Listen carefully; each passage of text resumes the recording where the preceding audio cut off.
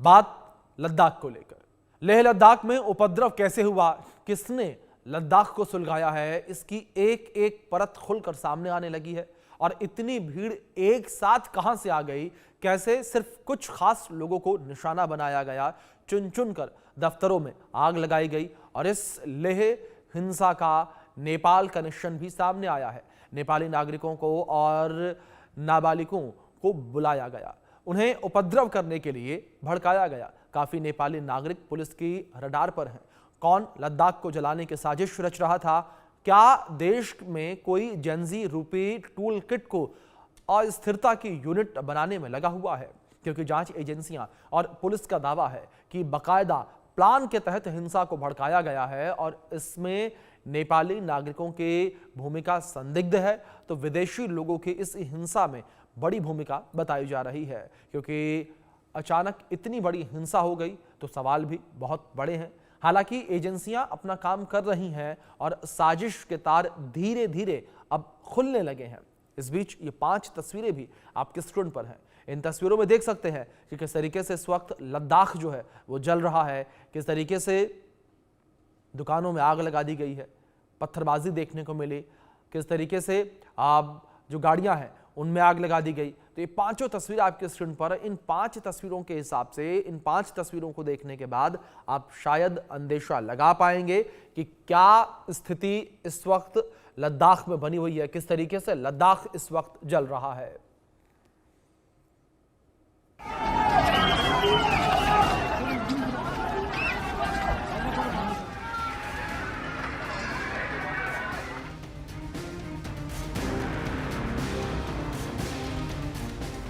सब राख राख किसने सुलगाया लद्दाख, लद्दाख को जलाया जेनजी को किसने भड़काया।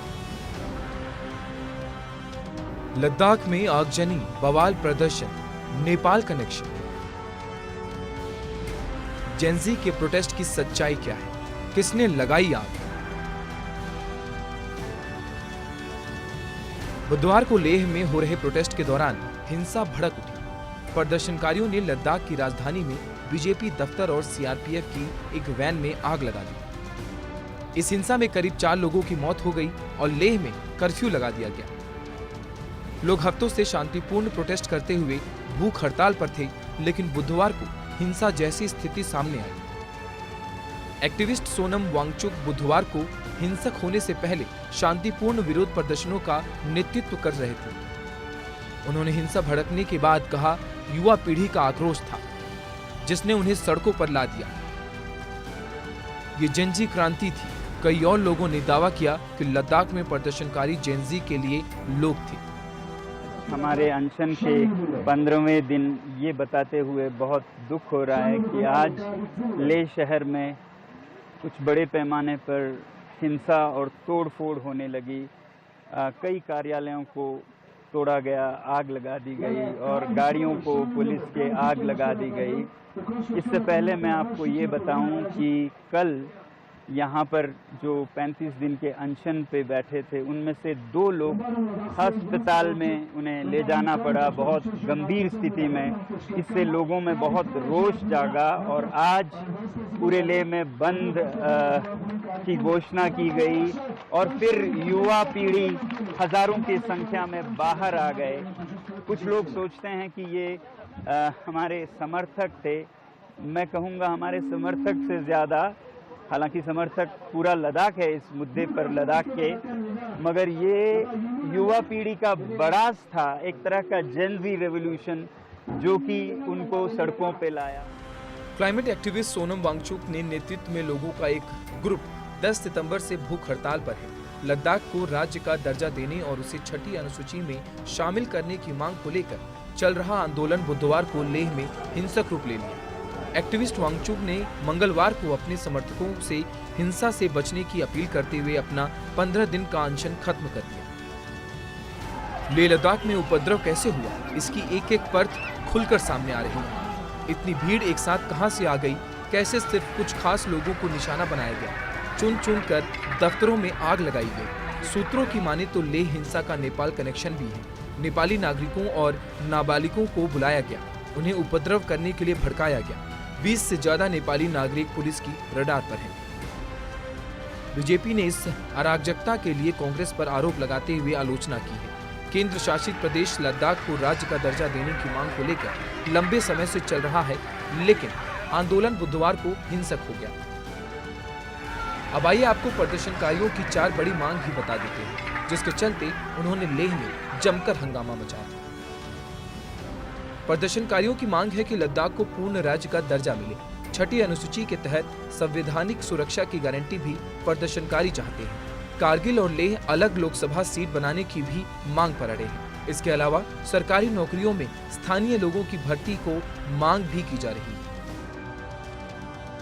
प्रदर्शनकारियों की मांग को लेकर केंद्र सरकार दिल्ली में 6 अक्टूबर को एक बैठक कर सकती है। साल 2019 में अनुच्छेद 370 और 35A हटने के बाद जम्मू कश्मीर और लद्दाख को अलग अलग केंद्र शासित प्रदेश बना दिया गया था। इस बीच केंद्र सरकार ने कहा कि वांगचुक के भड़काऊ बयानों की वजह से हिंसा भड़की। सरकार ने लेह हिंसा के बाद गृह मंत्रालय ने सोनम वांगचुक के खिलाफ बड़ा एक्शन लिया है। सरकार ने क्लाइमेट एक्टिविस्ट सोनम वांगचुक की एनजीओ का FCRA लाइसेंस रद्द कर दिया। सोनम की एनजीओ के खिलाफ विदेशी फंडिंग के आरोप में एक्शन लिया गया। अघोषित बैंक खातों के जरिए पैसा विदेश भेजने का शक के बाद ये कार्रवाई की गई है। अधिकारियों के अनुसार हिंसा और सामूहिक तनाव फैलाने के मामले में जांच के बाद ये फैसला लिया गया है। सरकार ने स्पष्ट किया है कि किसी भी संगठन को देश में कानून और व्यवस्था बिगाड़ने की अनुमति नहीं दी जाएगी। इस कदम को सुरक्षा और सामाजिक शांति सुनिश्चित करने के लिए देश में एक अहम दिशा माना जा रहा है। Bureau report, India news.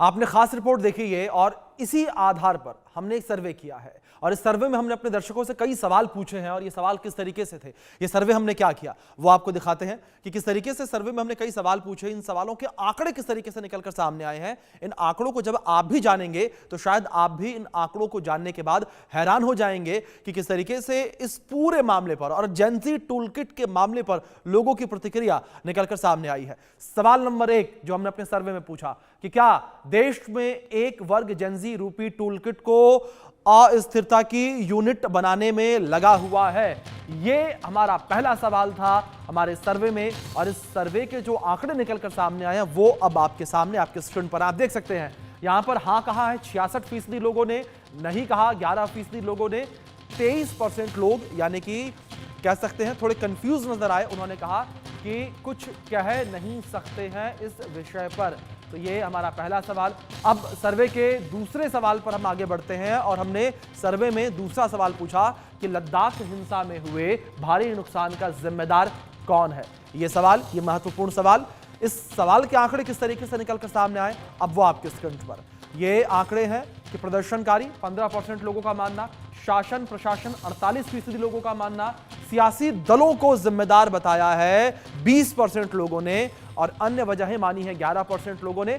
और फिर वही बात 6% लोग थोड़े कंफ्यूज नजर आए इस पूरे मामले पर। उन्होंने कहा कि इस विषय पर फिलहाल कुछ कहा नहीं जा सकता, टिप्पणी करने से ये लोग बचते हुए नजर आए हैं। तो कुछ इस तरीके से ये आंकड़े निकलकर सामने आए हैं। ये आंकड़े बड़े हैरान भी करने वाले हैं क्योंकि जो स्थितियां इस वक्त लद्दाख में बनी हुई नजर आ रही हैं, इन स्थितियों के बीच लोग भी बड़े हैरान परेशान हैं। अब बढ़ते हैं अपने सर्वे की तीसरे सवाल की ओर। हमने सर्वे में तीसरा सवाल भी अपने दर्शकों से पूछा कि लद्दाख में तनावपूर्ण स्थिति के बीच सोनम वांगचुक के खिलाफ सरकार के एक्शन पर आपकी राय क्या है, यह हमारे सर्वे का तीसरा सवाल। अब इस सर्वे के आंकड़े की ओर हम आगे बढ़ेंगे कि इस सर्वे के आंकड़े किस तरीके से निकलकर सामने आए हैं। सही माना है 70% लोगों ने, ये आंकड़े बड़े हैरान करने वाले हैं। गलत 26% लोगों ने, 4% लोगों ने कहा कि कुछ कह नहीं सकते इस विषय पर, वो थोड़े कंफ्यूज नजर आए हैं।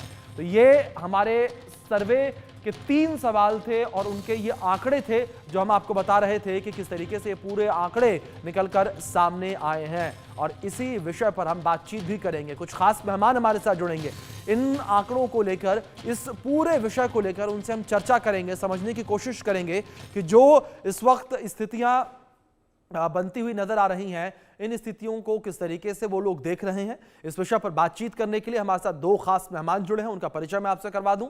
हमारे साथ डॉक्टर अवधेश उपाध्याय जुड़े हैं, जो कि नेता हैं बीजेपी से। हमारे साथ अंश वत्स जुड़े हैं, जो कि प्रवक्ता हैं कांग्रेस से। इस पूरी चर्चा की शुरुआत सबसे पहले मैं आज विपक्ष से करूंगा, यानी कि अंश जी, मैं आपका रुख करूंगा। अंश जी, जो स्थितियां इस वक्त लद्दाख में बनी हुई नजर आ रही हैं, इन स्थितियों को आप किस तरीके से देख रहे हैं? क्या आप लोगों का असंतोष देख रहे हैं या फिर इसे एक आंदोलन के रूप में, एक हिंसा की शुरुआत के रूप में देख रहे हैं? आपको मेरी आवाज आ रही है? हाँ जी अंश जी।